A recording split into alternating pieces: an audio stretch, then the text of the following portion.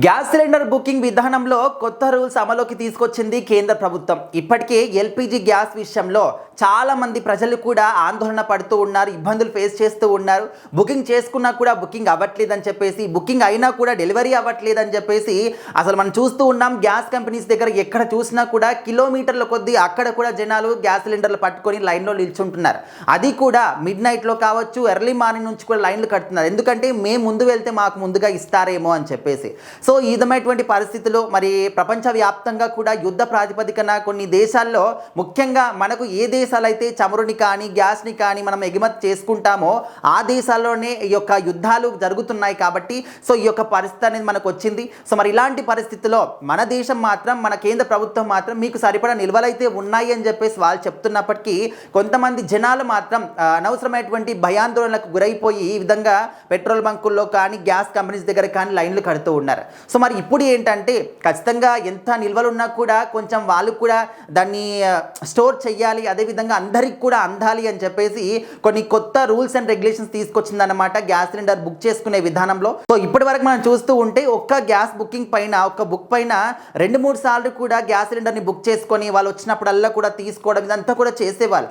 So అది కూడా వాళ్ళు కూడా ఎవరు అడిగినా, ఏ విధంగా అడిగినా కూడా ఇచ్చేవాళ్ళు. సో ఇప్పుడు ఏంటంటే ఆ విధంగా కాకుండా ఒక్కరికి ఒక నెలకి 2 గ్యాస్ సిలిండర్లు మాత్రమే బుక్ చేసుకునేటటువంటి ఒక ఫెసిలిటీని తీసుకొచ్చారు.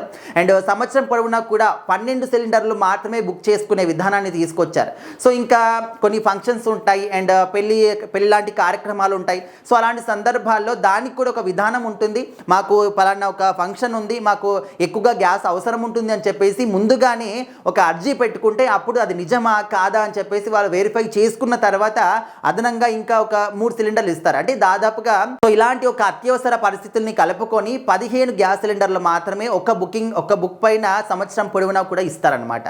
సో అది కూడా ఏంటంటే ఇంకా మీరు 2 గ్యాస్ సిలిండర్లు అంటే నెలకి ఒక 2 గ్యాస్ సిలిండర్లే బుక్ చేసుకోవచ్చు. సో మీకు అది కాదు అని చెప్పేసి మళ్ళీ బుక్ చేయడానికి ట్రై చేస్తే ఆటోమేటిక్గా మీ బుకింగ్ అనేది క్యాన్సిల్ అయిపోతుంది.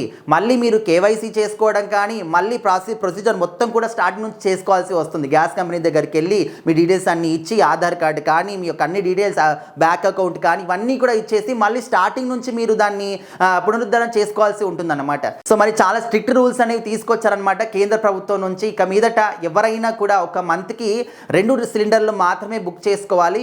అండ్ మరీ ముఖ్యంగా దీన్ని గుర్తుపెట్టుకోండి, ఎక్కువ సార్లు బుక్ చేయడానికి ట్రై చేస్తే ఆటోమేటిక్గా మీ బుకింగ్ అంటే కరెక్షన్ కూడా కట్ అయిపోతుంది అనమాట. సో మరి ఇప్పుడున్నటువంటి ఈ షార్టేజ్ పరంగా మాత్రం ఇలాంటి ఒక కఠిన నిర్ణయాలు తీసుకున్నారు. సో మరి ఎప్పుడు ఇలాంటి పరిస్థితులు పోతాయి అంటే, యుద్ధాలు ఎప్పుడు ఆగిపోతాయో అప్పుడు ఇలాంటి పరిస్థితులు మాత్రం కంప్లీట్గా పోతాయి. బట్ అప్పటి వరకు కూడా ఉన్నటువంటి రేట్స్ కూడా హై అయిపోయేటువంటి అవకాశాలు కనిపిస్తూ ఉన్నాయి. అంటే ఓన్లీ గ్యాస్ అనే కాదు, ఆయిల్ విషయంలో కానీ, పెట్రోల్ విషయంలో కానీ, డీజిల్ విషయంలో కానీ, నిత్యావసర సరుకుల విషయంలో కానీ రేట్స్ మాత్రం చాలా హై అయ్యే అవకాశాలు క్లియర్గా కనిపిస్తూ ఉన్నాయి.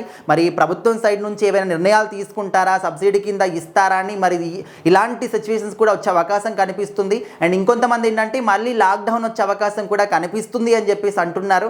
మరి అలాంటి పరిస్థితులు అయితే రావద్దు అని చెప్పేసి జనాలు కోరుకుంటున్నారు. బట్ చూడాలి మరి గ్యాస్ విషయంలో మీరు మాత్రం ఈ రూల్స్ అండ్ రెగ్యులేషన్స్ ఖచ్చితంగా గుర్తుపెట్టుకోండి.